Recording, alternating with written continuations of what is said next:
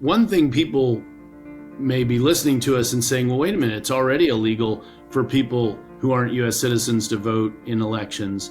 Well, that's true in federal elections and in most state elections.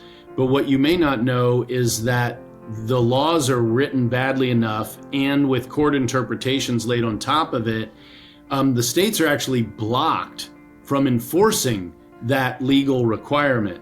So it's a requirement that is toothless and virtually meaningless in the absence of passing the SAVE Act or something that contains those protections. Keeping our republic is on the line, and it requires patriots with great passion, dedication, and eternal vigilance to preserve our freedoms. Jenny Beth Martin is the co-founder of Tea Party Patriots. She is an author, a filmmaker, and one of Time Magazine's most influential people in the world. But the title she is most proud of is mom to her boy-girl twins. She has been at the forefront, fighting to protect America's core principles for more than a decade. Welcome to the Jenny Beth Show. Today we're joined by Ken Cuccinelli, who is the chairman of the Election Transparency Initiative. He's the former Attorney General for the state of Virginia, and he was the Assistant Deputy Secretary for the Department of Homeland Security under President Trump in President Trump's first term. So he knows about immigration. He knows about all sorts of things that prosecutors do, as an attorney general might do. And he has been working very hard on helping secure our elections for the last 5 years. Ken, thanks so much for joining me today. Always good to be with you. So tell everyone a little bit about the Election Transparency Initiative, and then we'll get into some of the other topics. So the Election Transparency Initiative was started in response to the many problems in the 2020 election. And it was set up by the American Principles Project in tandem with Susan B. Anthony Pro-Life. And they set it up as a joint project between them because they knew that to fight for life or to fight for families, APP is a leading fighter against the transgender agenda and has been for years, for example, that they need to be able to win elections, and they can't convince people to stay engaged if we don't believe the elections are fair, or at least fair enough that they can have confidence in the outcome. And so we took on that role, and we've been doing it, as you noted, for the last 4.5 years now. And we've had a lot of success. I have never seen the right of center coalition. I won't even say just conservatives, which is what I'm used to working with. I've never seen the right of center world stick together on an issue so well for so long, literally nothing that I can remember along these lines. Even things like fighting Obamacare, the establishmentarians abandoned us on it. But not here. And we still have, even in 2025, after Donald Trump won in 2024, one of my worries was that there would be a sagging in the enthusiasm to continue the reform efforts, because as you and I both know, we still have a lot more to do, even as much success as we've had. And I haven't seen that. So we continue to press forward in all 50 states. We also work in Washington, D.C. We have an associated PAC where we will engage in select races. We've managed to take out some incumbents in primaries, which we're very proud to do.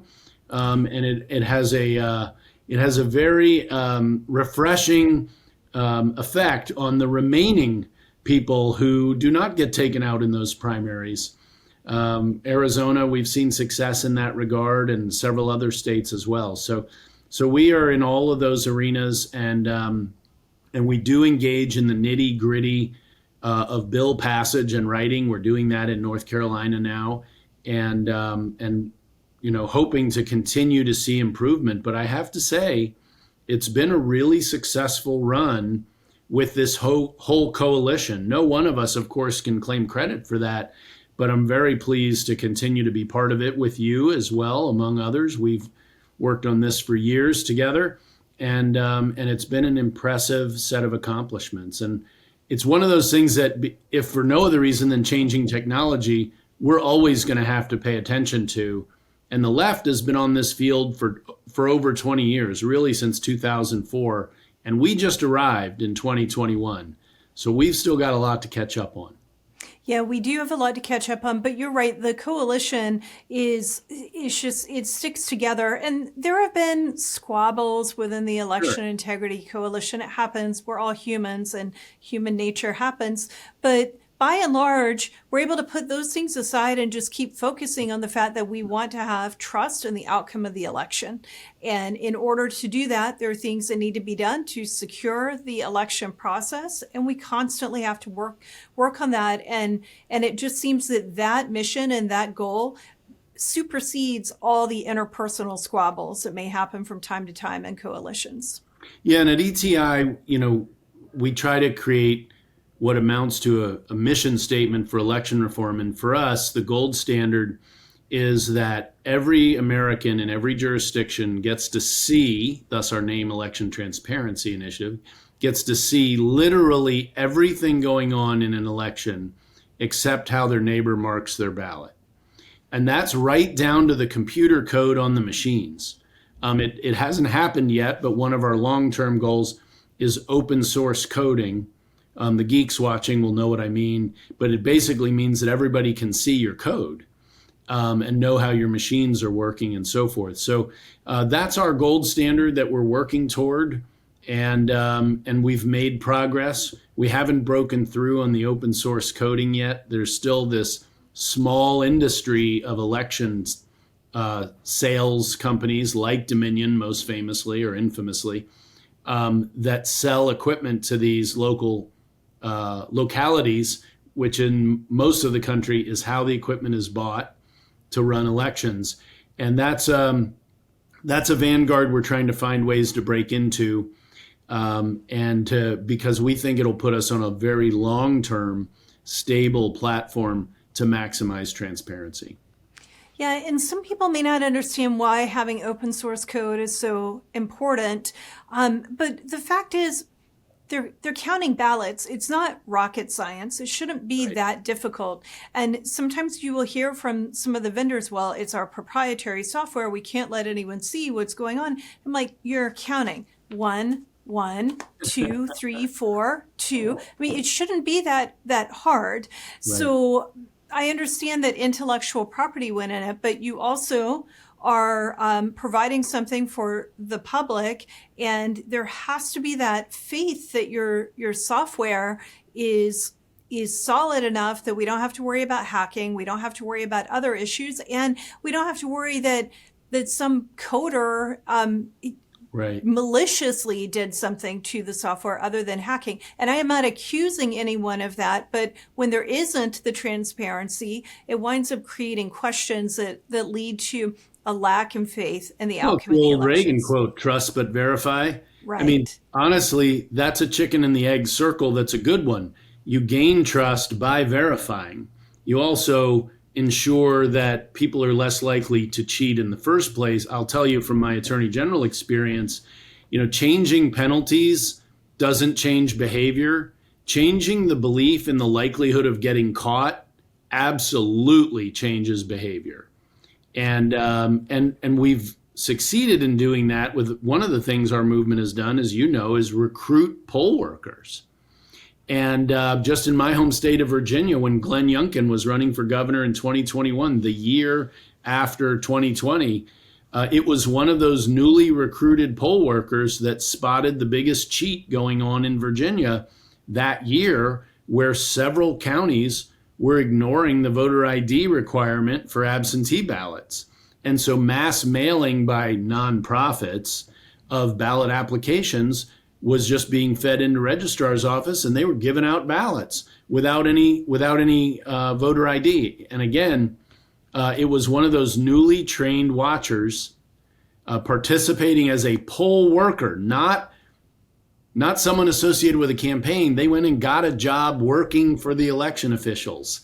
It's the most important thing somebody can do if they're concerned about election security, is go be part of that solution. And we still are outnumbered by people on the left filling those slots, but we have closed the gap as we have in so many other areas there. And that's served us very, very well. The Election Integrity Network gets a lot of credit for picking up that model that we started in Virginia. They actually call it the Virginia model, and taking it across the country to other states. They do many things, but one of what I think is the most important things the Election Integrity Network does is recruit those poll workers and train them. Don't rely on the election officials to train them.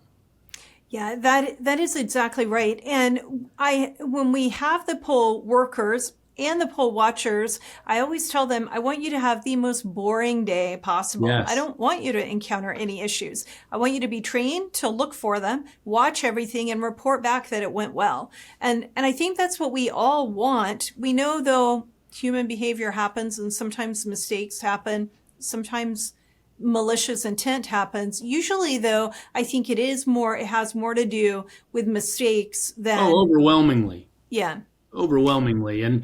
But if you're an outsider and a bad thing has happened to something important to you, the election process, and Right. It's important to a lot of us, as you noted, human nature, you're inclined to believe that it happened for the worst reasons.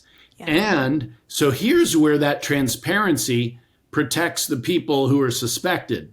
No, look, we just made a mistake. Anybody would rather be stupid than evil, right? And we all make mistakes, and no American expects perfection. But if you start covering it up, and if you won't let me be in a position to see the problem in the first place, there's good reason to get suspicious. There's a reason the old "where there's smoke, there's fire" quip still applies, because it's so true. It's so true. And the way election officials who just get offended when we question what they're doing would be best served is to simply open their doors to show us everything. And when I say us, I mean the American people. Right. I don't mean just the right. I mean everybody. Everyone should have absolutely equal access. Well, if you have that kind of access and transparency, then it will rebuild the faith in the outcome. And as much as the left wants to ignore this, the left has had problems with the outcome of elections as well. And neither side we should both be able to trust the outcome. I think it's very important that we're able to do that. And when there are legitimate problems, to be able to investigate those problems, get to the root cause, solve it for whatever the current election is, but also prevent that from happening ever Right. again in future elections. That's right. And I would say in the last 25 years, the left has complained far more often than the right. But we're Americans. We remember what happened yesterday more than 2 days ago. And so it's all sort of dumped on Donald Trump. And it's just a fact. You don't have to look very far across the 2020 election. State officials weren't obeying their own laws. Yeah. And now COVID was often the excuse, but that's what the law is for. The law is so everybody knows the rules ahead of time. A 2-year-old will say if you deviate from the rules set ahead of time, you're cheating. And that's what the left tries to do frequently. And in 2020, they got away with it all over the place. They really did, and they don't like to admit or talk about that. But no, they don't. I've seen the evidence. I've seen the sworn affidavits. You've seen the evidence, and so we know what happened there. So this brings us to the issue that we're working on this summer, which is to ensure that it's only citizens who are voting in our elections. And we're working, our organization, your organization, and several other organizations are working together to promote the need for only citizens to vote and to work to get the SAVE Act passed through Congress, whether it's actually the SAVE Act or the contents of the bill get put into a different bill, whatever it is, just so that we can require that you have to show proof of citizenship to register to vote. Can you have been working on both the SAVE Act and then on the same issue at a state legislative level? Can you talk about that some? Sure. And, one thing people may be listening to us and saying, well, wait a minute, it's already illegal for people who aren't U.S. citizens to vote in elections. Well, that's true in federal elections and in most state elections. But what you may not know is that the laws are written badly enough, and with court interpretations laid on top of it, the states are actually blocked from enforcing that legal requirement. So it's a requirement that is toothless and virtually meaningless in the absence of passing the SAVE Act or something that contains those protections. So we've been focusing also at the state level. In 2024, there were 8 state referenda addressing citizen-only voting, and they passed everywhere overwhelmingly. And of course, the left fights us like crazy from these getting on the ballot because they know that they're going to lose. That one of these has never lost anywhere it's been voted on by the people. And so this also points up, this isn't a partisan issue. Americans think this is common sense. And in fact, if you did sort of a man on the street interview, you could pick any city, town, or suburb and just ask people what they think about non-citizens voting. And their first reaction would be, well, I thought they weren't allowed to do that already. And the left plays games with the language in state laws and constitutions. And so these referenda have tightened up, particularly the constitutions. And the usual voting margin is something like 70-30 when it's put to the ballot. And the other side is, needless to say, hard-pressed to come up with a reason that this shouldn't happen. And they resort to their usual, well, you're all racist, just the usual litany. You hate fill in the blank. No, I love America. And I hate it when Americans' votes are canceled out by non-Americans' votes. But that's the extent of my hate.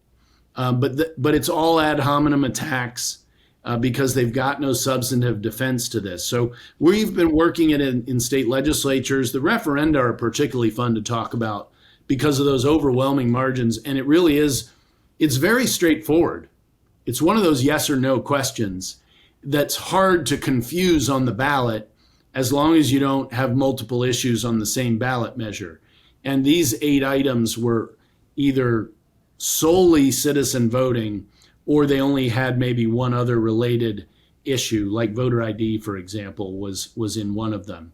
So that was very successful. And it was all kinds of states, including swing states like North Carolina, where it passed very heavily. So I think it tells you a lot about what the American people really think. This wasn't a poll. We didn't get to tweak the questions. Real Americans, tens of millions of them, walked into voting places all over the country and came out with the same answer.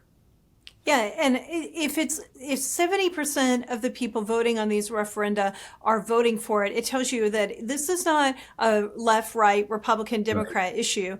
This is just Americans. It's common sense. It's really just common sense. It really is, and you get a similar reaction to voter ID. And we saw the Nevada referenda. Of course, we were all watching Nevada as a swing state in the presidential, and I think President Trump won it by 3 or 4 points.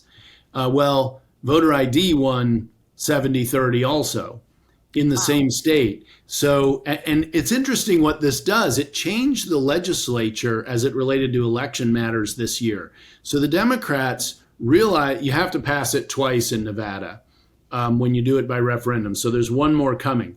So the Democrats were offering to Governor Lombardo, a Republican, well, we'll do voter ID if you do these other things like drop boxes and other terrible things that you and I know reduce the security of elections.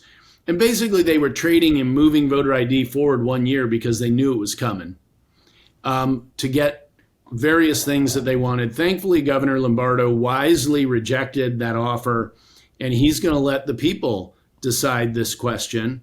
And it's really important in a state like Nevada, which is, in my view, is, you and I have had these debates, who's the worst? Well, Nevada is arguably the worst swing state. I think it's pretty close with Michigan now. Michigan's been working very hard to make their election system as bad as they can, and they've had great success in it.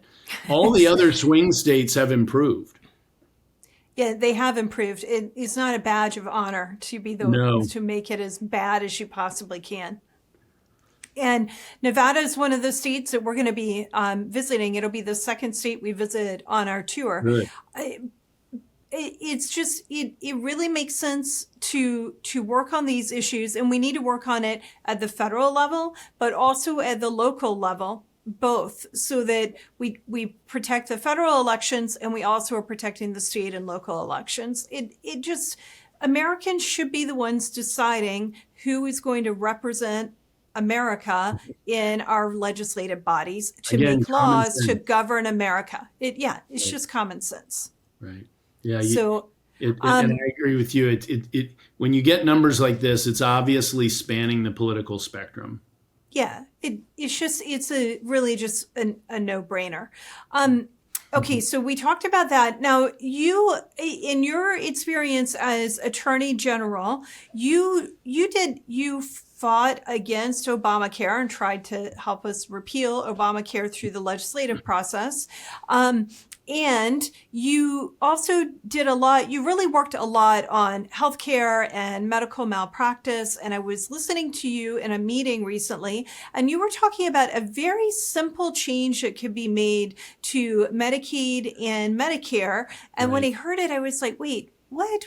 I was shocked that it isn't already happening. Would you explain what you were talking about? This is the healthcare billing version of what do you mean there are non-citizens voting? Yeah. So the fact is that when I was Attorney General, we worked very hard and very successfully to recover healthcare fraud monies and to prosecute people. We were literally the most successful state in the country. Amusingly, as soon as I left the office, the Obama administration gave the Virginia Attorney General's office the award for being the best in the country at that. And they were right. Oh, they got that right. But the opportunity that we were talking about in that meeting was that Medicare and Medicaid just pay bills. They get a bill, they pay it. And if they figure out if there's a problem later, much farther down the road, when you and I get bills, we open the bill, we look at the bill, we make sure the bill is right, and then we pay the bill. And really, that was all I had suggested. And it sounds so simple, but I'm telling you and everybody listening, I've been suggesting this in various fora for 15 years, including in Virginia when I was the Attorney General, and they wouldn't make the change. And it's simple to just pay bills that come in, but particularly in the day and age of artificial intelligence, and DOGE has shown us what's possible, that we should be doing fraud screening, which will take no additional time before we pay these bills. But the bills should be screened for correctness prior to paying them. And people may not even know it. Probably everybody watching us uses a credit card at some point. Well, if you run your Visa card, before they give that store your money, or really their money, which they then bill you for, they have an entire back-end system set up. And I've been in the headquarters for it. It looks like Houston at an Apollo launch with all the wall computers and everything else going on, where they're running very sophisticated algorithms to screen for potential fraud before they pay. Even though I'm the one who's liable for that, they do that really kind of as a service to provide value, because they do charge, of course, for their intermediary role. And we don't do that for the largest expenditure in government. And for those of you who care about government spending as I do, if you look out to 2050 and you add Medicare and Medicaid, it is going to pass everything except, sadly, interest on the debt in government spending. It is dominating our government spending growth. And there is a simple way, and as I think I told you before, Jenny Beth, I believe we can immediately cut about half of the fraud right there, right at the spigot. And with the U.S. budget, we're literally if I'm even close to right, we're literally talking about hundreds of billions of dollars every single year. I'm shocked that it's not done, and I shouldn't be shocked because, of course, the government isn't taking this extra step. If they were to do this and to change it so that they actually reviewed the bills before paying them, would that need to be a legislative change, or No. it could just be done through like an executive action? It can. If you wanted to codify it, I guess, so that no Then one you could come need back. then you need Congress. Yes. And it seems like I am no Senate parliamentarian expert at all. But it seems like if they added this to the next rescission bill, because they're going to do a rescission Right. 2.0 or a mini rescission or something. And the rescission, for everyone who's listening, reconciliation. They're going to do a reconciliation 2.0. The reconciliation is a process that Congress just went through to pass the one big beautiful bill. And it only requires 50 votes in the Senate or 51 votes in the Senate to pass, rather than the 60 votes that normal bills require. But it seems to me that this is something they could add to a reconciliation bill, because it truly would affect the bottom line. It isn't really a policy change. It's changing how they are treating the billing before they pay. And that seems to me to be a function of government. I mean, it just seems like it really does affect the budget. And in order to be part of the reconciliation, it has to affect the budget. It can't be considered policy. Correct on the latter point, which sort of exhausts my knowledge of how the Senate parliamentarian works as well. But it is a mere process change. It is not a change to substantive law. All of the things that the Medicaid law says would get paid would get paid. All the things that Medicare's law says would get paid would get paid. It doesn't change those a bit, not one iota. What it does do is it screens for fraud before the money goes out instead of after the money goes out. And as a person, whose office literally set the record for healthcare fraud recoveries in Virginia, it's since been passed, but we spent a lot of time and effort on this.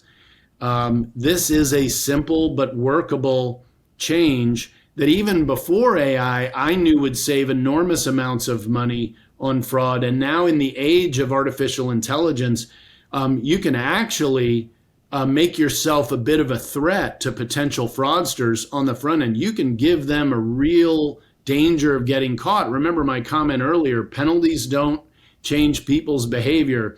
The likelihood of getting caught changes people's behavior.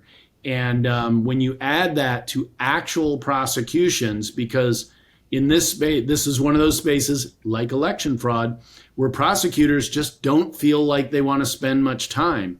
Well, you put a few corporate officers in jail for their companies committing fraud against the U.S. government and the state governments, in Medicaid's case, and I think you'll pretty quickly see a change in behavior. Yeah, I think that you would. And I thought it was so enlightening to me that I wanted to make sure we were sharing this with the audience. And it may be something that we try to help work to get changed. It's the little things that make such a huge difference. They're big, amazing things that can happen. But some of those little things make such a huge impact on one of the issues you and I care most about, and that is trying to figure out how we're going to get the debt to be reduced. Well, and let's sort of flip the coin. I used to tell people when I was hunting down Medicaid fraud, which was my focus as a state AG, because state money goes into Medicaid. But inevitably, the same treaters also had Medicare, so we ended up investigating Medicare fraud as well. And we can all debate how much money should be set aside for poor Americans. Hopefully we don't have to debate Americans. Healthcare assistance for people who don't have enough money.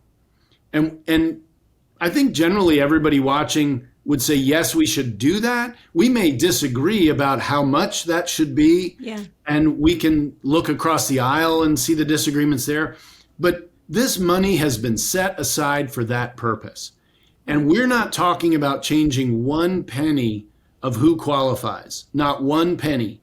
What we are talking about is being aggressive with people billing the government and in a way that doesn't really delay legitimate billers, because now with artificial intelligence, you can do all of this so quickly that, frankly, most providers, healthcare providers, wouldn't notice a difference in the payment timeline, and yet we'd be interposing and making fraud so much harder.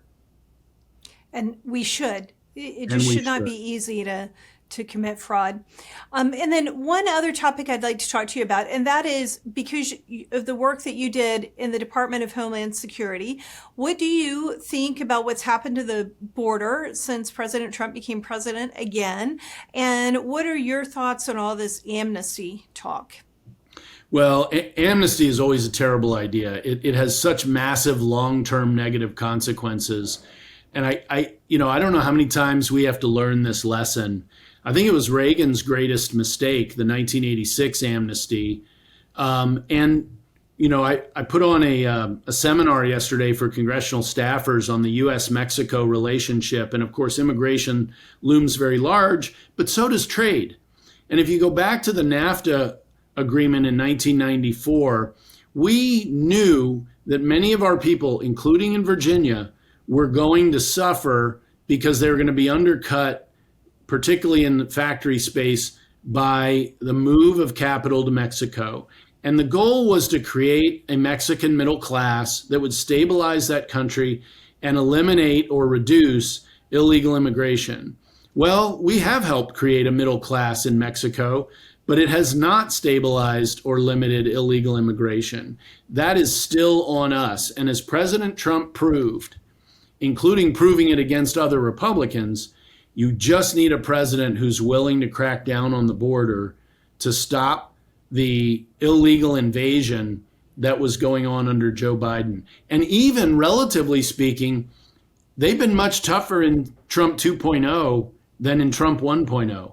I wasn't allowed I begged to do some of the things they're doing now, and now they're doing them, they're toughening them up. The president is really taking as close to a zero tolerance policy as they can. They're being very creative with the establishment of defense territory there in California, New Mexico, Arizona in particular.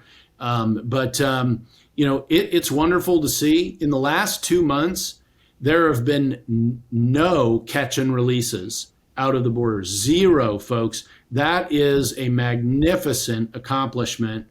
And the numbers, of course, the border crossers dropped precipitously by the end of February, I will say, as I predicted, end of February after his election, because he immediately implemented border security measures. Now, even with the no catch and releases, and what this means is that everybody caught is actually held through their immigration proceedings. And most all of them, overwhelmingly, they're going to be kicked out of the country. Because they don't have any legal basis to be here. That's why they were coming across illegally in the first place. We have to continue to drive that number down. So we're reserving our detention for use in deportation. Because while President Trump has succeeded, as I know you and I both knew he could, in driving those border numbers down, now he needs to get the deportation numbers up. And they are struggling to do that. In part, they're struggling because of judges. That's getting a little easier with the Trump v. Casa ruling in June, from the May oral argument, where the Supreme Court stopped nationwide injunctions, which were particularly problematic in the immigration space. So they have more ability to do that. But they need to build out lots of nuts and bolts in the management and logistic pipeline to start moving large numbers of people out of the country. And so they've stopped the inflow, or nearly stopped it. It always helps to drive that farther down, because it's easier to keep someone out than to remove them once they're in. Right. By a factor of 10. So it's worth putting a lot of effort into keeping anybody from coming in illegally. So I've been very happy with what I've seen. It's such a major improvement for America. It's so much better for our security.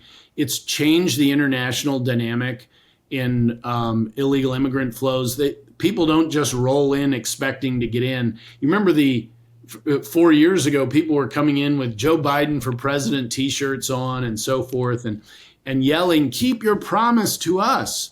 They accurately heard that Joe Biden promised them all that he'd let them in. And unfortunately, when you look at, this has been true of the Middle East as well, Joe Biden has imported a multi-decade security problem for the United States. If you look at the October 7th, 2023 Hamas terrorist attack on Israel, mass attack, they began planning that attack almost 20 years before. They began saving the money, all the humanitarian aid that our government and the UN and so many others were sending to Hamas wasn't being used for humanitarian purposes. They were buying weapons and material to support their eventual attack on Israel. That's what it was always going for all the time. And people should pay attention that polling in the Gaza Strip, even today, shows 3/4 support for that. All of Gaza wants to literally eliminate Israel. And Israel's just step one for them. We're on that master plan. So we need to realize that we've now imported that problem, thank you, Joe Biden, into the United States. And we're going to be suffering attacks and consequences for the next 20 years because of it. It's just horrible, but it's good that President Trump has secured the border, Yes. that the inflow has almost completely stopped as far as illegal immigration goes, Right. and that he's working to deport and to get people to self-deport. And I think that I've heard Rosemary Jinks with the Immigration Accountability Project say, if you start talking about amnesty, then the self-deportations are going to stop. So that would be. As soon as I heard you say self-deportation, that was my exact thought. I agree 100%. So, these bills floating around have to be killed fast so that no illegal thinks that there's some possibility they can snake their way through and stay here. And I get pressed, as you might imagine, by the Chris Cuomos of the world and all the media I do. You can never remove them all. And my position is I will never admit that we can't remove them all. First of all, we're Americans. We can do anything we set our mind to doing. That's right. And we're not a clan or a tribe. Our fundamental, if you boil what is America down to one thing, it's that we all live under the same set of rules. And if we start making exceptions to that, we're literally eating away at what America is. And it may be statistically improbable that we'll ever get everybody, but we should never stop trying to remove everyone, and we should never admit that that is not possible. And we've now got Republicans, a few of them on Capitol Hill, who are undermining that. And we need to make clear those bills will never see the light of day, and ideally those people won't get reelected. Yeah, that is exactly right. And we have them saying that it's going to affect self-deportation. We have to do everything we can to prevent these bills from getting a lot of traction. I think that's going to require making phone calls into the House for the people who co-signed it, sending messages to the Senate not to grant amnesty, to remind people what amnesty is, which is not just a pathway to citizenship, but it is actually saying that the law no longer applies to certain people, right, and that the consequences of breaking the law don't apply to them. It's basically trampling on the law or setting the law aside for a hand-chosen group of people. Well, and Jenny Beth, before I was a deputy secretary, I ran USCIS, which is the legal immigration agency. It's the one people listening to you and me haven't heard as much about. You've heard of ICE, you've heard of CBP. The third immigration agency is USCIS.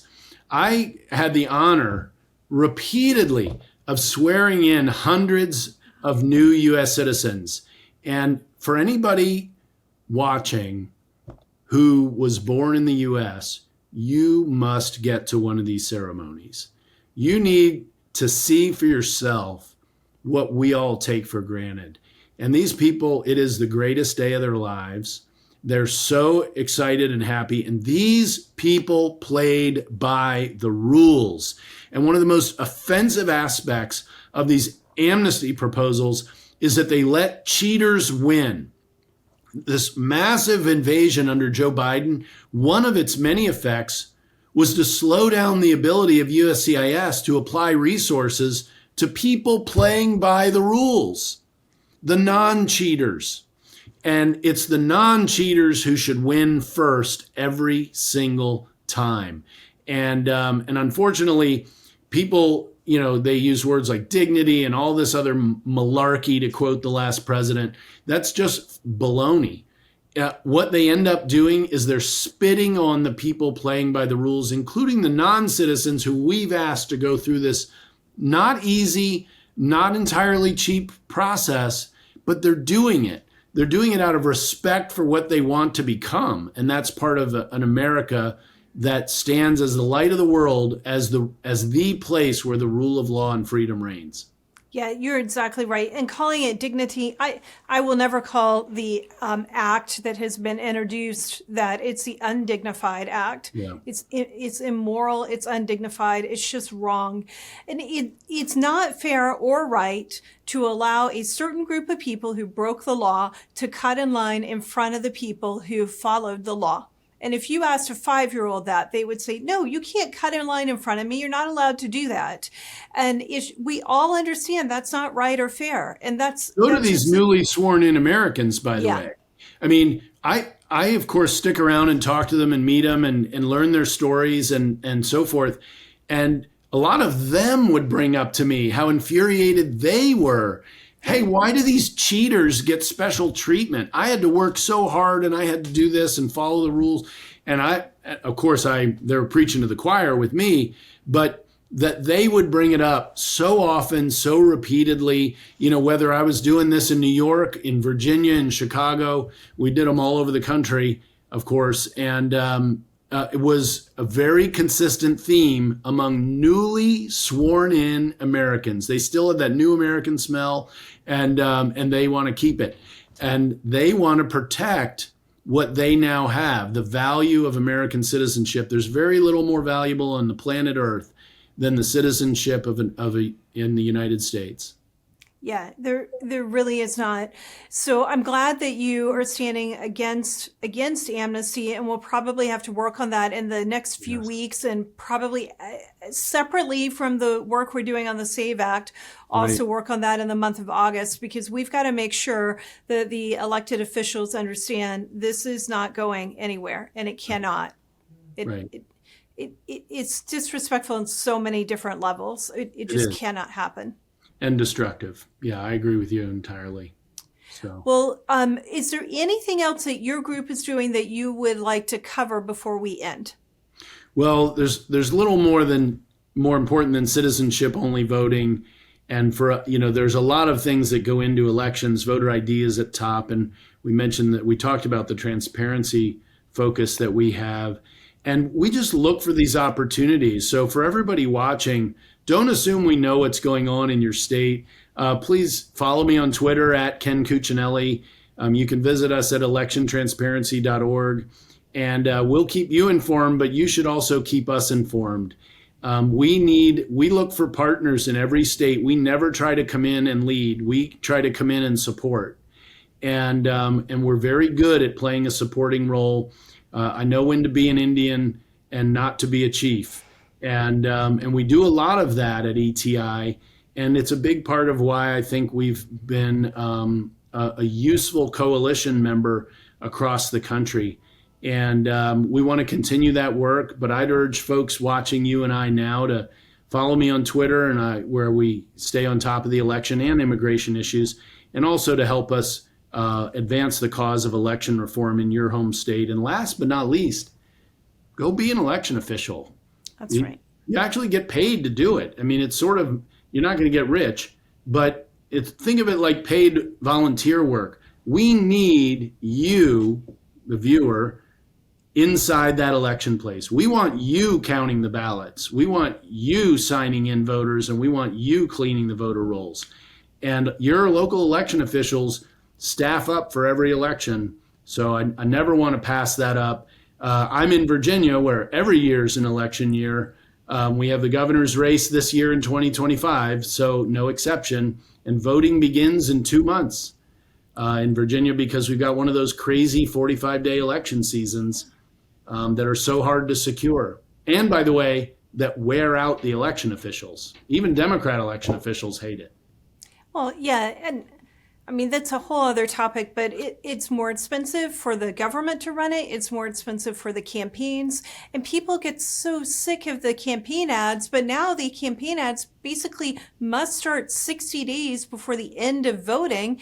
And so you're just inundated with it for 2 full months with no break whatsoever in Virginia. I would go insane in your state. Sorry. You've got a beautiful state, but that would make me nuts. Yeah, I understand. Yes, we do have a beautiful state. I tell people we've got everything but desert, and who wants desert? But desert's hot. Yes, but we're also a purple state. It's tough here, and these reforms and the transparency really matters in the confidence of the outcome. And we're cycling through this every single year. You know, the more you do things, the better you get at them, or at least the more you learn. And we're doing this twice as often as most states. And which was part of why the Virginia plan got started in Virginia, is it was the first place after 2020 that could happen. And again, credit to the Election Integrity Network for taking that nationwide. But the real credit goes to all the individuals, not just in Virginia, where it was about 4,000 people, but similar numbers in all the other states who are stepping forward to be those election officials we need on the inside. And there really are thousands of people who do that, and they work it. It takes thousands in basically every single state, and Right. it takes thousands from both sides of the political aisle, and that's how it should be, because that helps keep the checks and balances Right. on the election system. That's right. It's funny how everybody behaves better when the other side is watching. Very true. Well, Ken Cuccinelli, thank you so much for joining me today, and I look forward to seeing you on our bus tour. I'll see you certainly in my part of it, Georgia and North Carolina, South Carolina. Looking forward to it. And I'm so glad you all are doing it. It's a great idea, and it's an issue that needs a lot of focus. So I'm glad you're bringing it to it, as you always do. Thank you so much. The Jenny Beth Show is hosted by Jenny Beth Martin, produced by Kevin Mooneyhan, and directed by Luke Livingston. The Jenny Beth Show is a production of Tea Party Patriots Action. For more information, visit teapartypatriots.org. If you like this episode, let me know by hitting the like button or leaving a comment or a 5-star review.